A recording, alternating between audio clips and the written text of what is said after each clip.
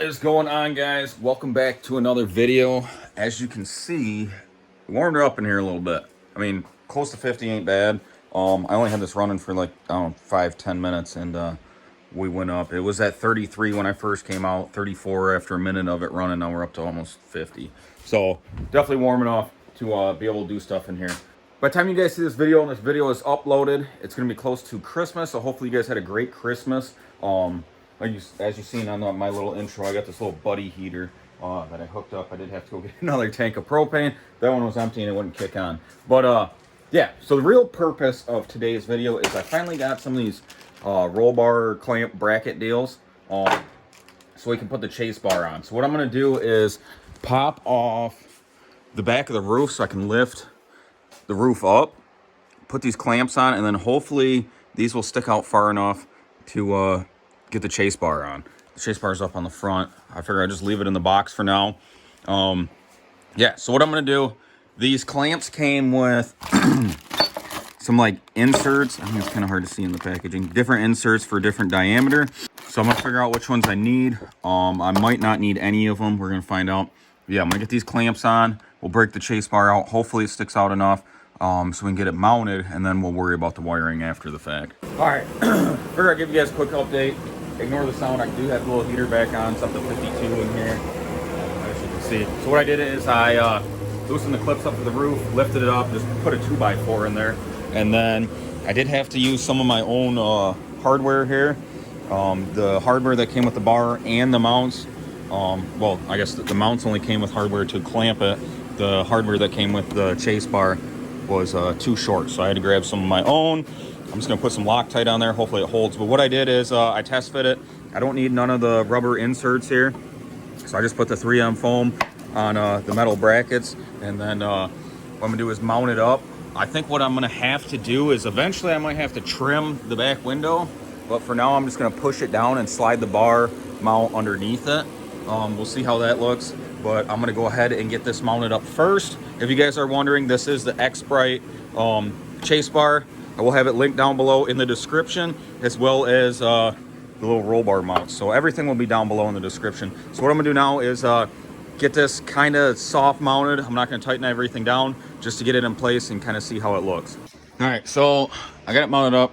It's pretty loose fit. I mean, it don't fit the best. Like, I'm gonna have to really torque that down, and hopefully it kind of just pushes the windshield back a little bit and snugs up. I'll put some Loctite on it. For now, what I did is I just ran the wire that kind of controls the positive and ground down through here.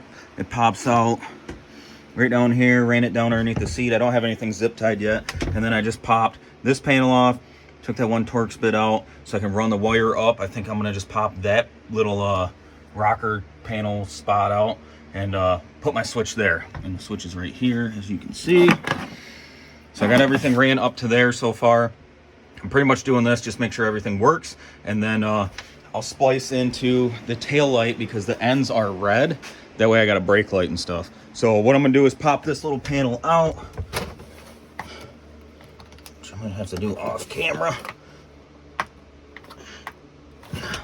Yeah, I'll pop that out and get the rocker switch in, get that wired up down to my aux beam little fuse block down there, and then flip the camera back on.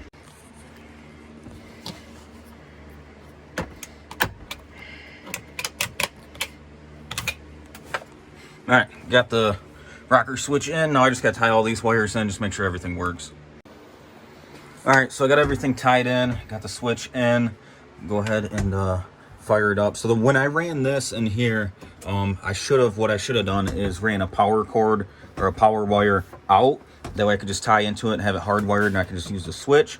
But right now I got it hooked up to the button there and the switch to change the settings, which isn't that big of a deal. So let me, as you can see, it's turned off now. Go ahead and fire it up.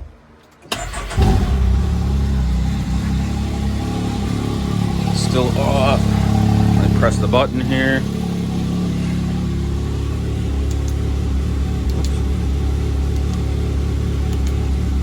So I'm on the second one.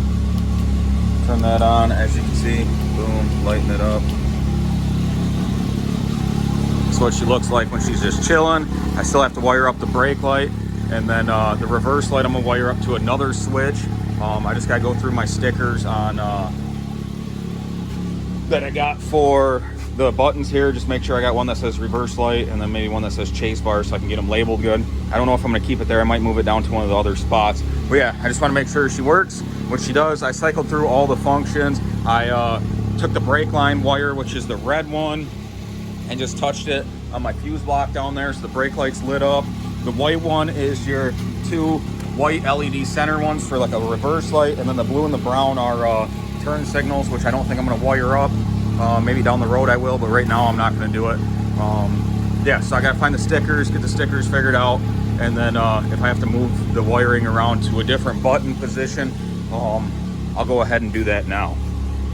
All right, so what I did here was the loom, get it so you can see, the loom here for the brake lines, the brake lights. This loom runs all the way up and back to the tail lights.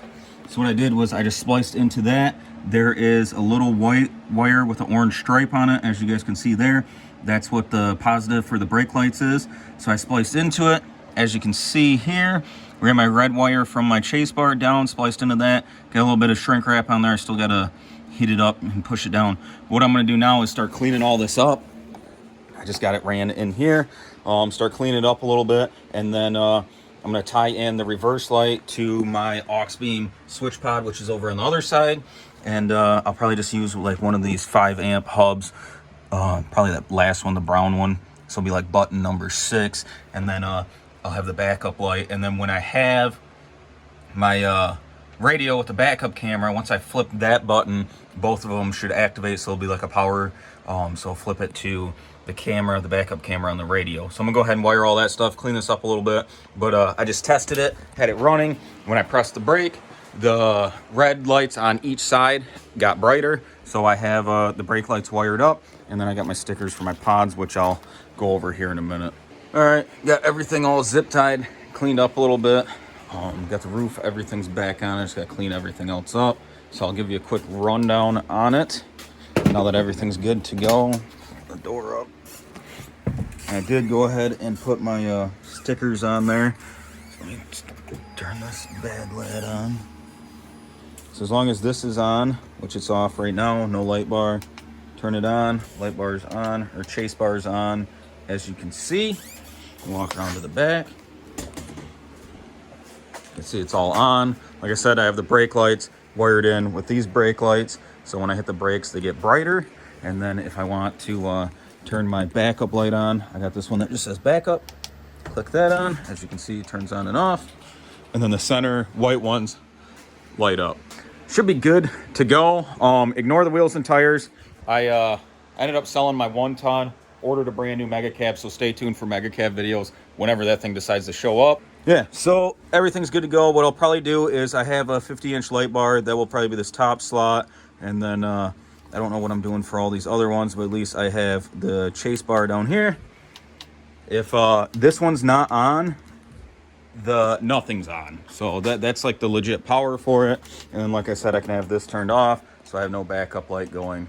And I wonder what this thing looks like at night, because it's pretty bright. What I can actually do is probably shut these lights off.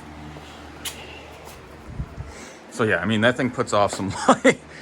It'll probably look badass at nighttime. And then, I mean, that door's still open, but and then it's gonna light a little bit of light into the cab, which ain't bad. Flip that on. Yeah, she's pretty bright.